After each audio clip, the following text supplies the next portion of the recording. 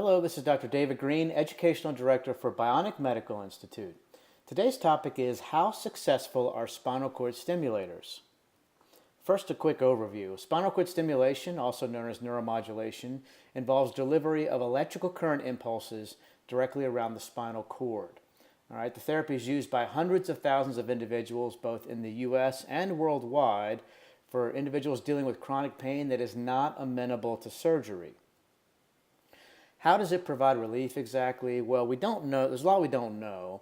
It's designed to mask pain. It's not going to fix the problem, okay? So for a problem that can't be fixed, for instance, no surgical indication, then it may be a great treatment. So it changes the way that the brain perceives pain signals. Researchers hypothesize that diminished pain occurs related to what's called the gate control theory. And this theory involves non-painful inputs closing the gates to painful inputs, and that way it suppresses pain because those signals can't get through. Conditions that benefit, there's a lot of research out there on spinal cord stimulators for several conditions, including failed back surgery syndrome. Studies show 62 to 76% relief for back and leg pain. Now let me reiterate that, back and leg pain, okay? So it's not just leg pain from failed surgery, it's also axial back pain, all right? A study in 2013 at a Neuromodulation with quite a few patients, all of them said that they would have the spinal cord stimulator procedure done again for their failed back syndrome.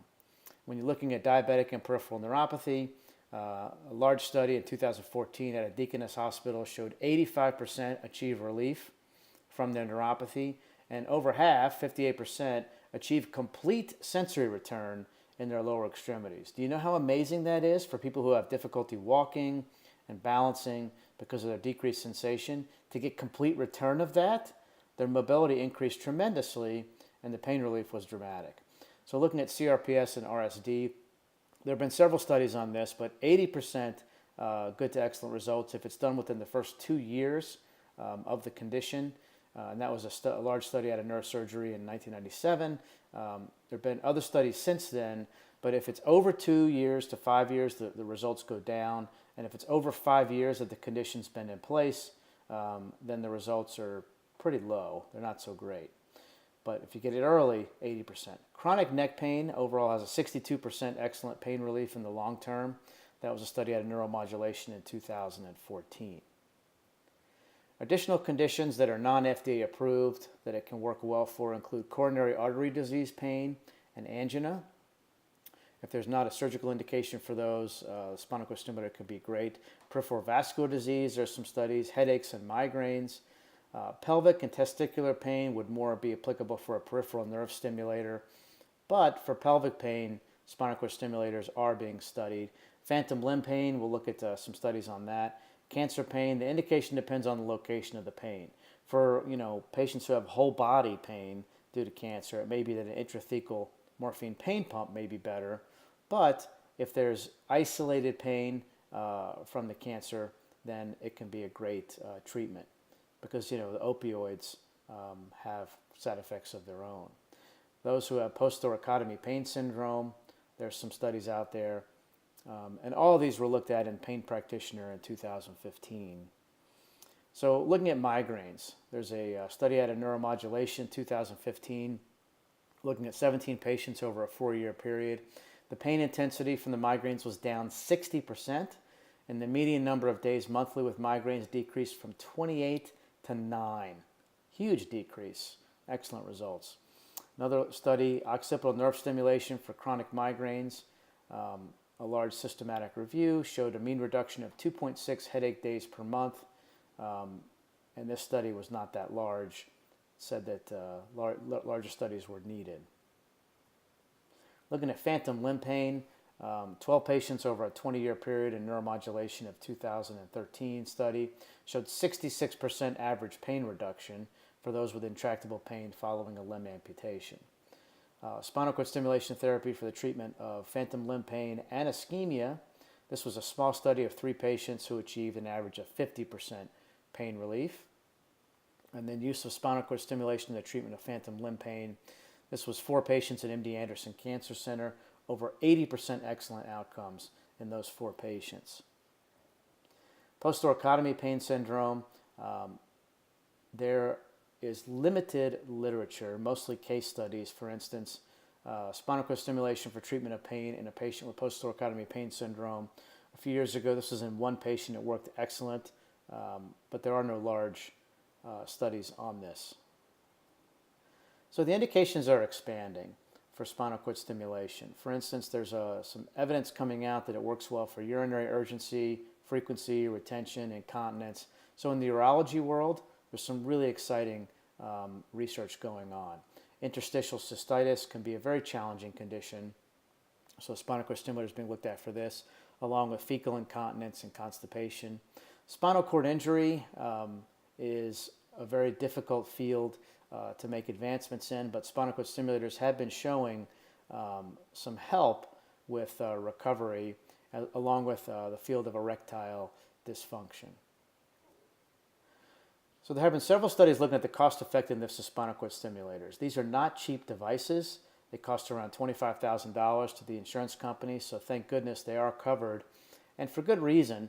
For instance, this study out of Neuromodulation looked at 40 patients over 5 years, and they showed that the cost of treatment over that time dropped 30% for both pharmaceutical and non-pharmaceutical needs. So it definitely is a cost-effective procedure, and there have been a second study that backed up these results as well. The technology with spinal cord stimulator implants just continues to get better every year. They've been revolutionary in and of themselves when they first came out for relief of patients who really have no other option. But now there's things like rechargeable units. The oldest ones basically had 1 battery, and when it ran out, it had to be replaced, another surgery. Not the newest ones, okay? They can be rechargeable from outside the skin while you're sleeping, which is amazing. The newest ones have high-frequency stimulation of 10,000 hertz versus 50 to 100 hertz, so it gives you a lot more programming options. And there was a large study at American Academy of Pain Medicine, almost 200 patients, that showed 2/3 had excellent outcomes for all types of chronic pain. The only unfortunate part is that they need to be recharged more frequently because you're running at a large amount higher hertz. So they might need to be recharged daily, or maybe every 2 to 3 days. There's also ones now that have adaptive stimulation. It used to be that if you were laying down and then as you stood up, a lot of the older units didn't have the ability to adapt to the change in position. So you would lose the effectiveness and the pain would go up and down and up and down. But now the latest ones can adapt to the changes in position. And also now you have more programming options. As you can see on this lead, this paddle lead, you have, look at all these different diodes. 1, 2, 3, 4, 5 times 4 is 20. This adds up to basically hundreds of thousands of programming options when this is around the spinal cord, okay? So you have that for the back and leg pain and whatnot. You can really get excellent coverage. And if it stops working for a while, you can change the programming to make it continue to work. There are 3 reasons Bionic Medical Institute is the go-to place for chronic pain treatment with neuromodulation. The first is the providers themselves. The credentials are impeccable. They're all board certified. A lot are double board certified. And the experience, you don't want to go to somebody who does a few of these a year, okay? You want to go to somebody who does over 100, okay? You want someone who's been there, done that, and used them for all kinds of indications, even the emerging indications, to get the best outcomes. The second reason is the convenience factor. We do insurance verifications, complimentary medical record review. We can get you on the phone with one of our board-certified providers to discuss, after the record review, the specifics of the treatment. This is even if you're thousands of miles away, okay? We have a travel team, and then you have direct access to help, both during the process and then afterwards for support. You're not going to have to wait days to get a questionable phone call back, from the office. And the third reason is the technology itself. We only use the top FDA-approved devices that are used and supported by our providers. And in addition to that, it's not just having the technology, it's using the ones that are going to produce the best outcomes for you. Whether that involves a rechargeable device, an adaptive device, ones that have more paddle diodes to give you more programming options. This is what we bring to benefit you. So visit us online today at bionicmedicalinstitute.com. There's a ton of information on our website. And then call us for more information and to get your process started at 866-433-0363. We are your pain relief pros.